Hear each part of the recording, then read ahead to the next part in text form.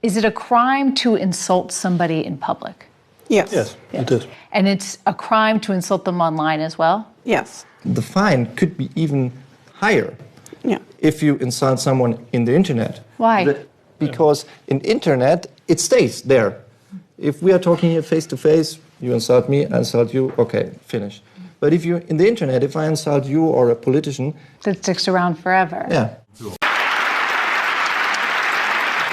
After the speech of Vice President Vance on Friday, we have to fear that our common value base is not that common anymore.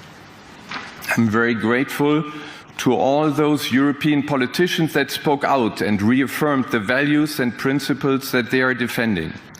No one did this better than President Zelensky. Let me conclude, and this becomes difficult.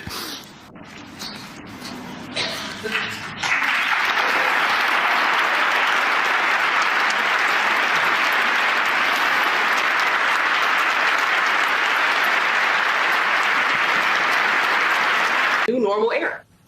Rick, briefly expand on that, because I know you spend a lot of time in Europe and you know this. Are some of these countries in the midst of the perfect storm to continue pushing to the right? What do you see? Look, the immigration issue is one that the far right has carefully exploited in Europe, and I will tell you, the flood of immigration into Europe in the post Middle East moment has led to opportunities for the far right they would not have had under other circumstances. It is an issue that works very effectively with working class voters, just as it does in the U.S. I think that we're in a very dangerous moment, and if you were to ask me how it ends, unfortunately, I think it ends in blood and terror. I don't mean to be so down about it, but this is not a great situation that we're in right now. Quickly, Rick, what do you mean by that, blood and terror? I think we're at a point right now where Donald Trump is going to sell Ukraine down the river to Putin, and it's not going to stop. He'll go into Poland, he'll go into the Baltics, he'll go into Germany. This is a green light for terror and horror in Europe that we haven't seen since World War II. Abandoning NATO, which was the glue that held Europe together for decades and provided global security for decades, Donald Trump and J.D. Vance and Pete Hegseth took it this weekend. They tore it up and spat on it on the floor in front of their supposed allies, all to please Vladimir Putin back in Moscow. This is going to end, and it will not end well. Yes, J.D. Vance stole the show at my security conference. Everywhere on internet, they are talking about this. And this chairman you just saw break down in tears after that speech. I don't know why there is this freak out. J.D. Vance did something that a lot of people expected. Watching Trump yesterday, he was amazed by that speech. J.D. Vance pointed countries what they are doing from one after another. They were in shock. They never expected that. I don't know if this is a breakup between Europe and America or what exactly. Like, there is something currently going on. Trump is to meet with Russian president in Saudi Arabia for these peace talks. Zelensky today made it clear, like, anything that is coming out from that place, he will not accept. On this clip, we are going to take an exclusive look into all this. It's early morning on the third day of the Munich Security Conference in a week that has reshaped how the U.S. and Europe will cooperate in the future.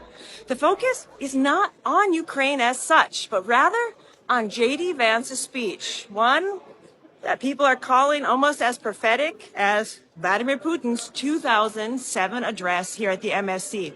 The outrage? Many are accusing Vance of election meddling as he openly expressed support for a German far-right party. This party was not included at the conference because organizers felt that it did not represent the core idea of Munich, peace through dialogue. The Americans also were limiting dialogue.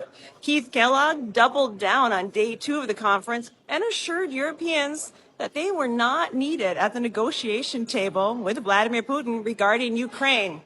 J.D. Vance also snubbed the current democratically elected Chancellor of Germany, not having time to visit him, but broke with a big taboo by meeting with the leader of Germany's far-right party. And well, what's been said here at Bayerischer Hof is important. it's equally important to recognize what J.D. Vance's speech did. It created something called a narrative displacement. That happens when the dominant story is replaced or overshadowed by a competing narrative. And this is the case with Vance's remarks on European politics, shifting attention away from Ukraine. After Donald Trump announced that he was negotiating with Vladimir Putin and had presented Ukraine with a $500 billion offer, Vance's heavy criticism of Europe became the key focus instead of light being shed on the details of the U.S. proposal to Ukraine, which was a significant sum but lacked security guarantees. The debate is about Vance now and the future of the transatlantic relationship. I'm Carrie Oderman, and we're talking about security this week at the Munich Security Conference. This continent faces right now, the crisis I believe we all face together, is one of our own making. If you're running in fear of your own voters, there is nothing America can do for you.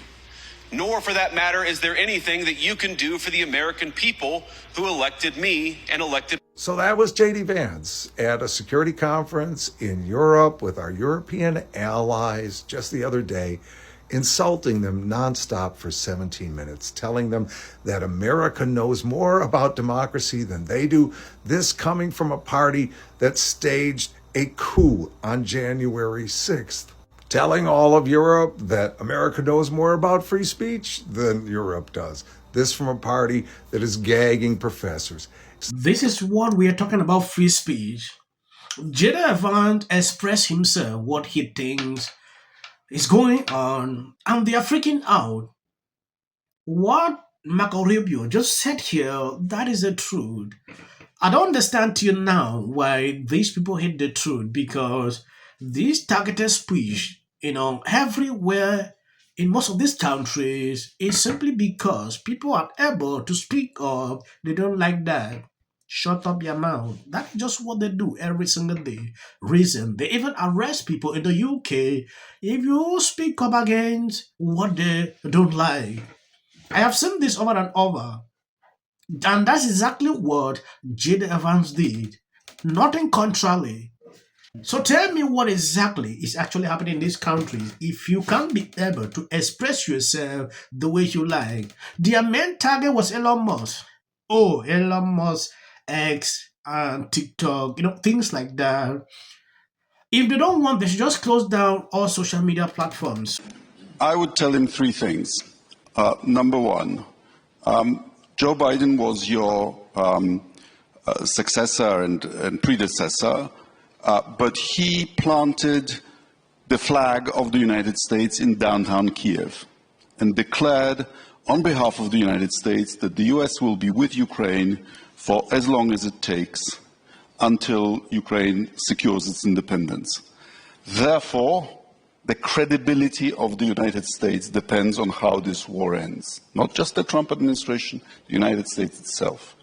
I would secondly tell him that if you allow Putin to vassalize Ukraine, that will send a message to China that you can recover what you regard as a renegade province.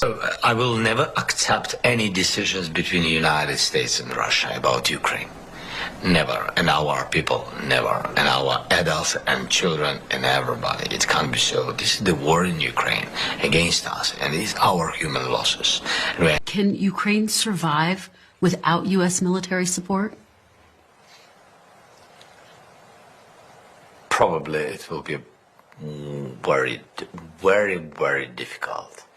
And of course, in all the difficult situations, you have a chance, but we will have low chance.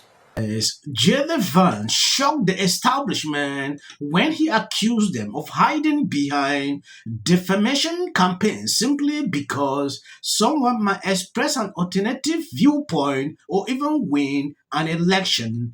Vance is alluding to the massive AfD success. I look to Brussels, where EU commissars warn citizens that they intend to shut down social media during times of civil unrest the moment they spot what they've judged to be, quote, hateful content. Or to this very country, where police have carried out raids against citizens suspected of posting anti-feminist comments online as part of, quote, combating misogyny on the internet. Yes, when you take a look at this, left-wing German Defense Minister Boris goes after J.D. Vance for blasting the EU in his speech. This is not acceptable. The clapping seals in Europe are upset that an American vice president just shoved the uncomfortable truth right in their faces. Do better, Europe. This is why I cannot just ignore what we heard before. I cannot not comment on the speech we heard by the US Vice President. Oh, join the team. Yes. Thank you guys for always being there, sharing out my videos. God bless you abundantly. If you notice, I don't make the videos long. I could have been putting out 20-30 minute clips, but I don't like that. I really like to make it short. If you see clips after this is just for the algorithm. It helps the channel in a way I can't explain here. A bully and a thug who's the president of the United States, U.S., it's everywhere. There is a lot of waste, fraud, and abuse within a system. Audits. A chance to see what happens when you take a business approach to the government in the White House. We're seeing right now with this whole U.S. aid thing, where they're uncovering massive amounts of corruption. And also, I got to say, don't you agree? I totally agree. Essential. Early on, immediately. She's probably been put in there because, according to Donald Trump, she's a 10. To her. No, the EU does not treat the U.S. fairly on trade, and that he has some big complaints. Is that true?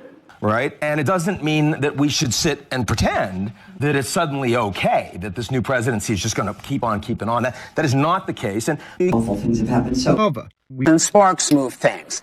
And it doesn't matter how much water you have. Future president and his gag are quality and policy. The city of the Pacific Palisades is burning. And, I flew here last night. I was on a plane. You getting water to areas that need... He's been trained his whole life to do. What do we do? Right now you're looking straight. Remember it. As a country about James. Yeah, and then I think all our tax dollars probably went for Gavin's hair gel.